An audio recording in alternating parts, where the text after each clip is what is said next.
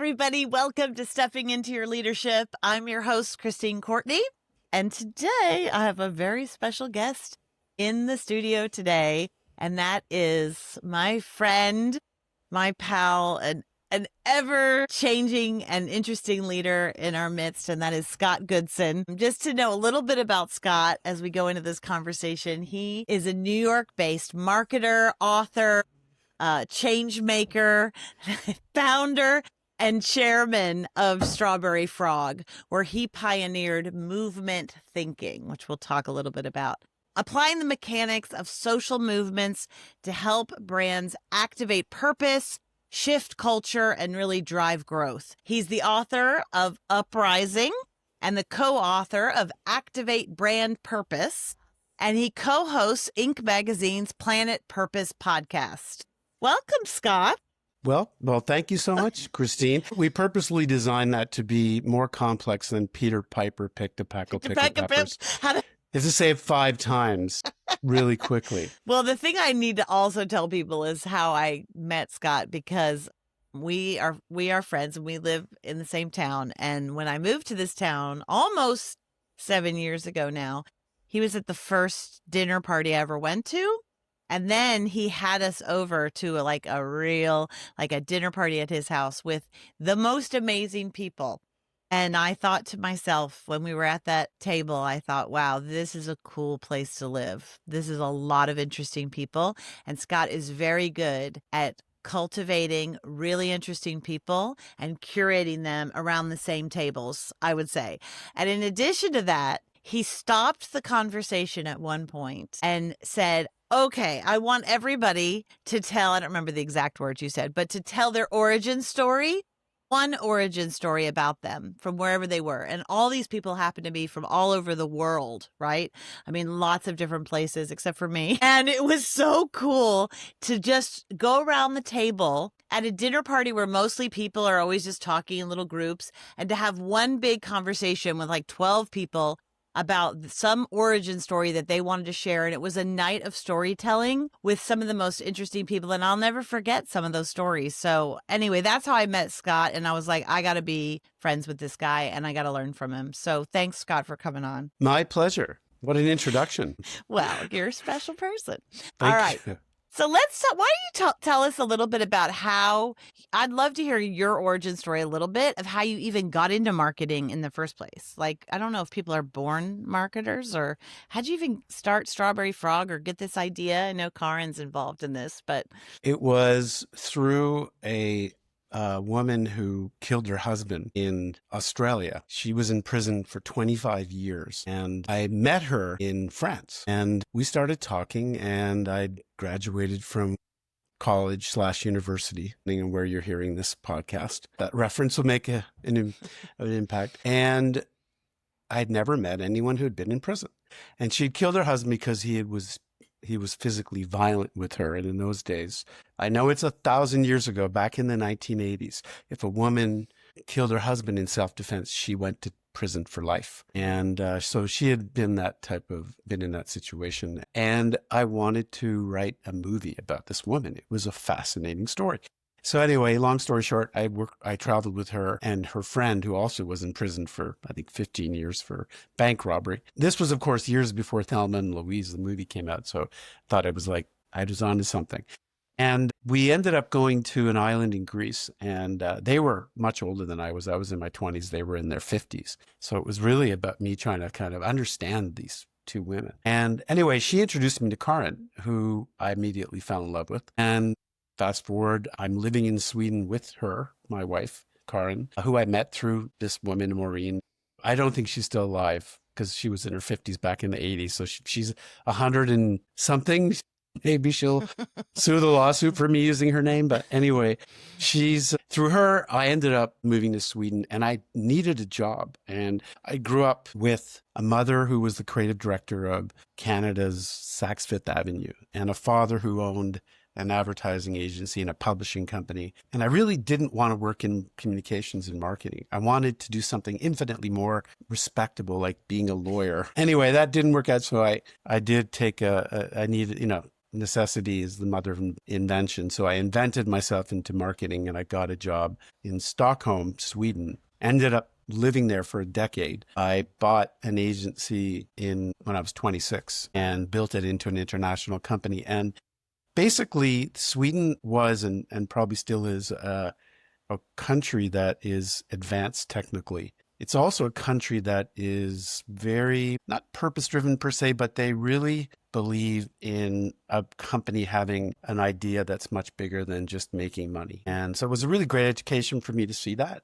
And then I applied that way of thinking from Sweden in international marketing. So it's kind of a combination of my original Canadian upbringing, strong work ethic, curiosity, interest in technology, moving to Sweden and adopting, the positive aspects of the Swedish marketing culture to build a new kind of business, which started in Amsterdam together with my wife, Karen. So when you guys started, did you take like, as some people do, like as a startup, do you take everybody and you're just like a regular marketing firm, or did you always start with this idea of purpose, or was it really just taught to you because of the Swedish culture? It was just ingrained in the businesses you worked with. And then when you came over to New York, you just said, why aren't people doing this more? And started to apply that. Like how was that formed, do you know? You can't succeed unless you have a really interesting origin story, and that differentiates you from the competition,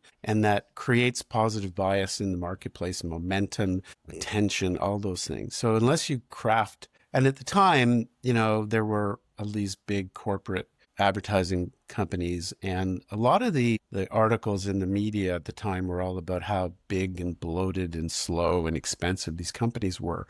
So we created a company that was the antithesis of that. It was the Strawberry Frog, which was a small little red frog with blue legs. So it's a rebel with genes. And the Strawberry Frog, which happens also to be poisonous and effective, can dance around this lumbering dinosaur who's slow, bureaucratic, and has sticky saliva. So when it spits out small ideas, they tend not to go very far. So, Sticky. yeah. Well, we started to paint a picture of the competition instead of looking at them from above and from below and think, oh, they're so unassailable. They're so great. They're so big. They're so full of money. They can beat us a million times. We started to paint them as in their worst light. Slow, bureaucratic, all the things that lead to bad creativity, expensive, etc. How many dinosaurs does it take to screw in a light bulb? That kind of stuff. And we would start every meeting that way, and clients would laugh, and then they would award us their business, and we would beat the biggest of the biggest in the world. And we won the global Heineken business. We won the global Emirates airline business. We won Google globally. We won Pampers globally. We started picking up the largest pieces of business in the world. And it really, came from that idea. Yeah. Leadership idea. Yeah, it is a leadership idea. And I was thinking, like, the people listening to peacock us, idea. It is like looking up and going, instead of being intimidated by this, like, let me go after it. It's the David and Goliath story. It's like, let me see what I can throw up at you that's going to somehow topple you down from your heaviness. So, when you start to create this and you start going and you start talking to people about this movement, did you find yourself having to change the minds of some executives that hired you to try to get them into this movement, or did they just join you because that's the kind of thinking that they wanted anyway for their brand? You know what I mean? Did you have to do a lot of convincing of them, or you just didn't choose to work with them? The sales process starts with the first words out of your mouth or the first letter you write to them. So even if you're in a pitch scenario, or especially when you're in that situation where you're being compared to others, you're always being compared to others, but in a actual pitch situation where you're actually against two or three competitors, you have to differentiate. Otherwise, you're part of the problem. I would say most of the people, almost all the people that we wooed and won over or acquired as clients, intuitively felt that the old system was expensive, slow, bureaucratic, and all the stuff that I said. We just crystallized it for them and made it fun and poked fun at the big competitors. And I think, the truth was I'd spent a decade doing that in Sweden. Sweden doesn't believe in big corporate advertising agencies or big corporate having to spend a lot of money for basically what is in effect a security blanket that you hold and feel like, oh, thankfully I have this and I'm not going to get in trouble when I work internationally. So I need a corporate agency. No, you need three people. You need a strategist. You need a person who can run the business and run budgets, and you need a creative/technology person who can figure out ways to engage people, and everything else you can buy, in on a timely basis. Everything else is irrelevant. So I think that's what we showed them that we could do. And if you show them, when you do that for one iconic global brand, you can do it for every single one. So, that was 27 years ago. I think it's very much not only relevant today, but I would even argue it's 10 times more important, because now with AI, everyone can sound really smart, even if they're really stupid. Everyone can, in an instant, articulate a smart, differentiating idea compared to you. In fact, you can go into any situation. You can go, through AI, you can figure out who your competitors are, and you can find ways of differentiating amongst that, specifically that tiny group. So you need to, I would say, even go bigger. And I think you need to think of either you're going to be a peacock or you're going to be a duck.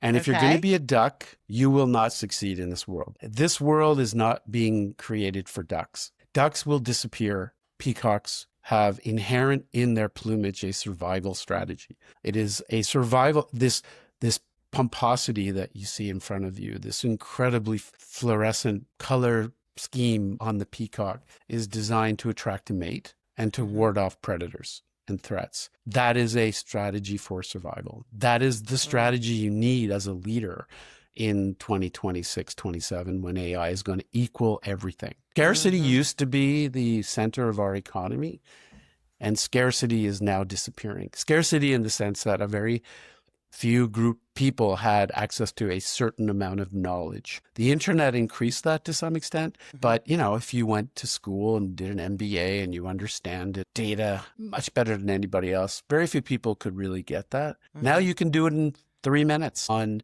Gemini. So you don't have to be the world's smartest data analyst. So, when all things are equal, what matters in leadership? That's the question you have to ask yourself. Yeah. And I think people are starting to see that and struggle. I worry about, kids that are at kids' age that are coming up into this world. What a different world, and it's changing so fast. Who knows? So being in that peacock, let's say you're in a company, which a lot of people who listen to this podcast are, right? They're young leaders, or they're up and coming leaders, or they're working their way through whether their own business or someone else's business or whatever. How do they apply that to their own life, like their own business, their own workplace? How do you not be a duck? How do you be a peacock in that manner? What does that look like? I think the first thing you need to do is you need to think of ways to put yourself in an uncomfortable situations, in situations that take you outside your comfort zone. Because if you're in your comfort zone, you're a duck. If you're in if things are fine and everything's safe and secure and comfy, like that warm blanket I mentioned, it's probably uncomfortable. It's not comfortable. It's the opposite. You're at risk. So you need to find ways to put yourself in an uncomfortable situation where you develop or you use your skills of intelligence and survival, and however you've achieved your success in life, you need to really hone those in those uncomfortable situations. And that will teach you a very important lesson, which is success through either provocation or challenging the status quo or taking a fight out there for something that people really care about that no one's willing to do, but do it in an intelligent way. Find a way to become heard. If you're invisible, you're a duck. If you have a point of view, you're on your way to becoming a peacock. And, if there's something that you're working on in your company that no one wants to touch, that might be a good thing for you to lean in on and figure out a solution. Don't go in the room with everybody hanging out and solving what everybody else wants to solve. Go into the room that nobody wants to go into and figure out a really good solution. It may not succeed, but you will be rewarded for trying. To me, that's the key to becoming a duck. Not there's a very uncomfortable mindset in this country of people who they don't, when the boss, i.e. the person who's has more authority than you, comes into the room, people defer, even if they have the better idea. So, because someone comes in and will say, I've got a great idea. We need to go backwards a step. And everybody's like, oh, wow, that's really profound. That's a really interesting thought. And then the boss will walk in and they'll say, yeah, backwards. And he'll go, that's nuts. We're going to go forwards. Oh, yeah, let's go forwards. Yeah. No, stand up in the room and say, well, hold on a second. I'm the contrarian. And we as a company should value contrarians because contrarians challenge groupthink. And groupthink leads to average, to duck world. So you need to think in terms of the contrarian and make your point. Don't shrink. Because the person with authority comes in. Be respectful, be thoughtful, but be bold. Stand with your intelligence. You didn't get to where you are because you're stupid. You're smart. Stop giving away your superpower, which is your ability to reason. And even if you're truth to power. That's really my advice. Now, has anyone ever done that to you in a meeting? Absolutely, all the time. Yeah. And I reward that. Yeah. How do you reward it? Because a lot of leaders, I'll say this, like one of the most important things to create it, they say the best teams, right? Google's done a ton of studies on this and so forth. The best teams by far have exactly what you're talking about, which is psychological safety, which is the ability to speak truth to power, the ability to say, I respectfully disagree. I think this is a better idea, whatever. And that the leader in the room in the moment, which it can feel like an attack, right? It can feel a little scary. It can feel uncomfortable to your point. But I always have people say to me in those moments as the leader, what's the way that you handle that? So you say you reward that, right? And I will hear leaders say to me, oh, yeah, I'm fine with that, but they never do it. Or I said, what do you do when that moment comes up? And often they can't describe it because I even wonder what it really looks like to someone else besides them. But I'm saying to you, when you say you reward it, what does reward it look like in the moment? I mean, each leader obviously engages with their teams differently. My situation, I think it's everything from we have reward for being the contrarian. When we have meetings where we're trying to hash out ideas and we look for the person to come in, because when you think about, what ultimately wins in these types of meetings where you're really trying to figure out a solution to a problem. And in those situations, the person in the room who wears the bowler hat, the business person, they're very thoughtful, typically logical and rational. Then you have the strategy person who wears, the graduate hat. And then you might have a magician in the room who's always just so articulate and comes up with such an incredible solution. But then the Joker walks in the room with the Joker's hat and says something really stupid. And everyone stops and goes, holy shit, that's brilliant. That is so great. So you want that. You want the Joker hat. You want somebody to say something stupid because stupidity at the very least challenges groupthink, right? If you're ever in a brainstorm, you should try this sometime. You start out and you say, okay, we have a problem we need to solve. Let's all put our heads together and solve the problem. And then people will work for 20 minutes and they'll come up with an idea and they'll all be passionate about that idea and they'll present it. And then you look at it and you go like, it's Average. Nothing great there. Average. And then I'll say to them like, okay, let's put the groupthink aside, go back in the room and fight it out and come back with a better idea. And then they go in the room and they push, they pull, they argue, they debate, and they come back with a great idea. Because there's that first phase of ideation where people tend to be too genteel to each other. They're just like too neighborly, Nobody smacks anyone across the face. Nobody argues. No one's passionate. Everybody's like, I think this idea deserves a walnut. Oh, yes, a walnut. That's brilliant. Maybe a peanut. Peanut's better. Yeah, that's good. Yeah, but let's do that. Peanut. Or worse, it's both. How about a peanut and a walnut? Okay, and then let's they put just them add together. on. Yeah. Exactly. Let's make these two one thing. Yeah. So, God, you're so right. So I think a way of rewarding contrarianness is to push beyond average and reward it. Have meetings where you welcome thoughts from people and reward them. And yeah. Now I have so much insight into you You're such a little provocateur, even in like a dinner party. So that's interesting. That's supposed to, yeah. Well, I always find the most interesting conversation comes from that, Yeah, even it in, does. because regular conversation can be also kind of like, how are you? I'm fine. What are you up to? Not much. How are the kids? Oh, they're great. How's Yeah. school?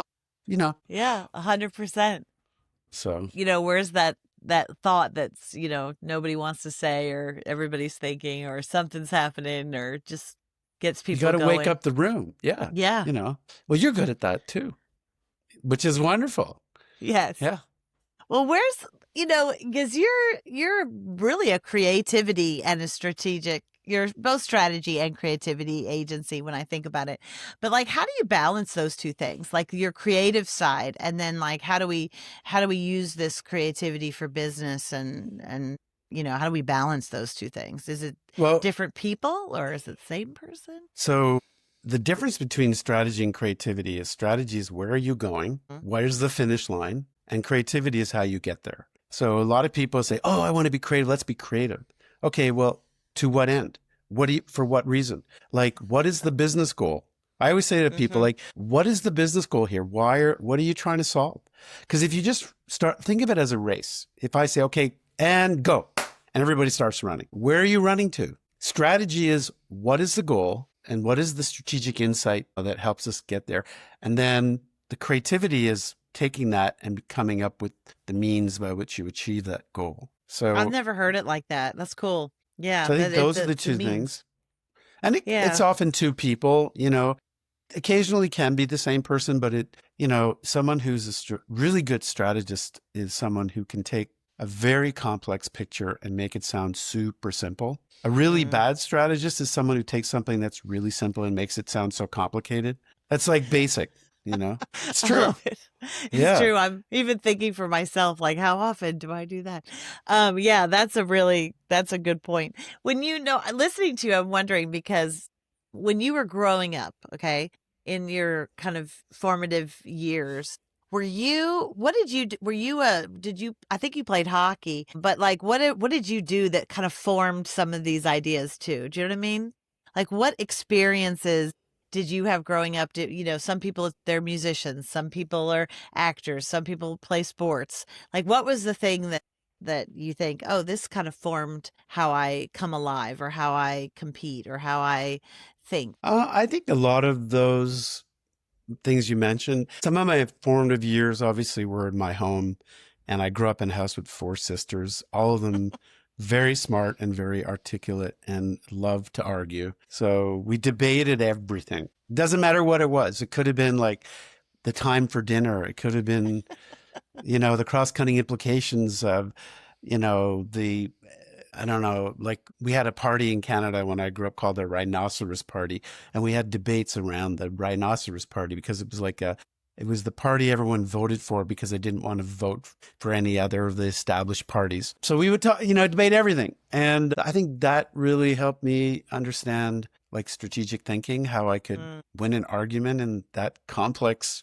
very That's cool. emotional world. And then playing hockey, let's see, I think hockey, we were a very small school and we ended up winning the championships, the top championships in Canada. We were like 200 kids, 250 kids, and like men and women, male and female. And yet we had a small hockey team and we ended up beating all these big schools. And I guess from a small age, I always believed that you don't have to be big and famous to win. You just need to be smart and you need to work hard and you need to treat people well and kind, and that you can do that. I also think being Canadian was very influential because as a kid, as a Canadian, we would study every other country because we'd always compare it to ourselves, So we knew everything about America. We knew everything about Texas. We knew everything about every country country. in Texas, the That country in other Texas. planet. Yeah.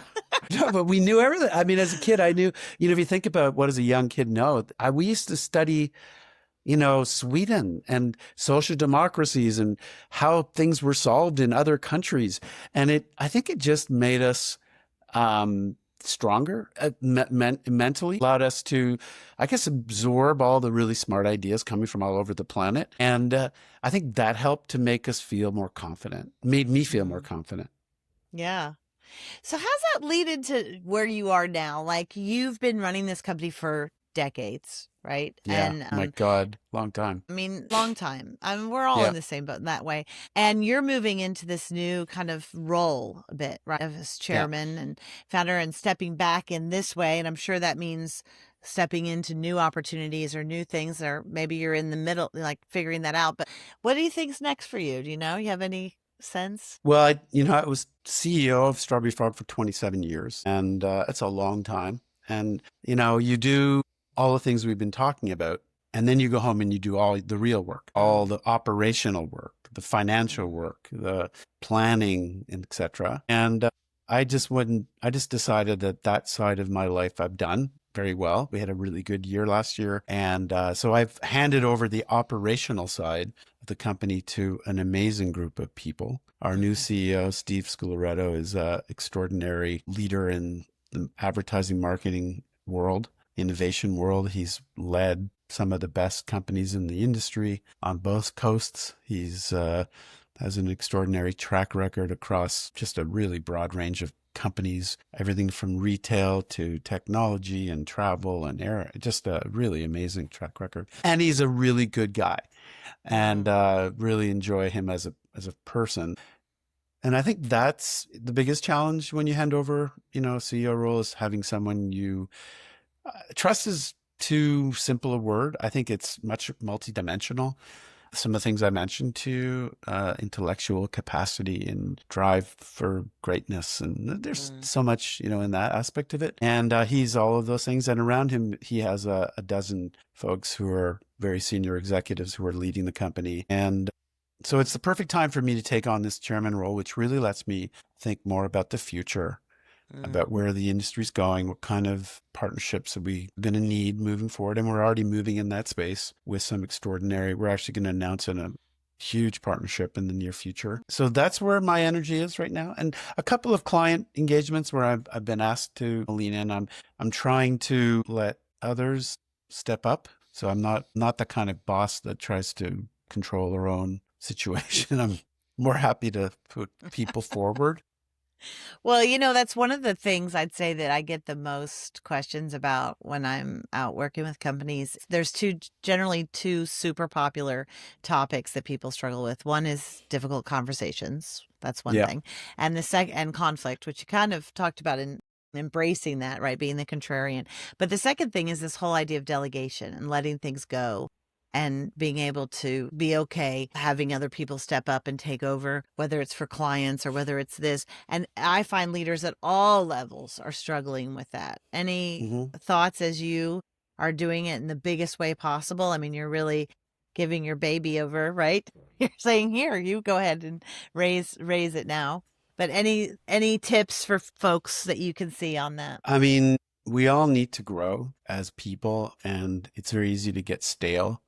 It's very easy to live in a default mode where you're constantly think about how complex it is to drive a car, right? Mm, How many things you need to do really well at the same time. And yet you don't think of anything when you're driving. You just kind of nod your head to the music, and, that's called default mode, meaning your brain is turned off and you're in the zone. mm, That's not a good place to be. You're not sharp. You're not provocative. You're not questioning. You're not curious. So, we all need to grow stronger. And if you're a leader and you're constantly keeping people away from taking more responsibility, you're not growing. mm, And I think that's a disservice to companies and businesses and organizations. The role of a leader is to make other people successful. mhm. And if you don't do that, you're not doing, then if you're in a company that you're not given that opportunity, then you should leave and find another place, or have an open conversation and say, look, I need to grow. I need to grow stronger. I need to grow because when I grow, this company grows. And great leaders will see that and know that and reward that. Yeah. Yeah, it's true. There's so many good little nuggets here today. I hope you guys have been listening and figuring out how not to be a duck. I know that Don't be a one. duck, I'm gonna be I'm gonna be be a worried about peacock. that. Be a Mm, peacock, not a duck. And yeah. that whole idea also I think that everybody can take away is how do you differentiate yourself? in this time of AI, I think one thing is, how does your job differ from what AI can do? Huge. Like just that, you made me have that like aha moment of like all people are looking at like, how do I differentiate my talk to my boss over something that an email that someone else is sending from AI is generating? Any of that. I thought that was a really Yeah. cool thought. So anyway, thank you so much, Scott, for joining us today and for giving us a little bit of your time and your background. And I'm looking forward to seeing how you grow in this next phase and also how the wonderful work that Strawberry Frog is going to continue to do. So thanks so much. What a pleasure. Thank you for having me. A lot of fun. Yeah. All right. Thanks for spending time here on Stepping Into Your Leadership. I'd like to give a special shout out to our podcast producer, Richard Francisco. Check out our notes for any details. And if you want to get anything more out of this, go to our YouTube channel and please subscribe to Leadership Lab TV. If you heard something today, of course, that resonated with you, do something with it. It's all about the choices that you make. It's what you say in conversations, how you show up in a moment.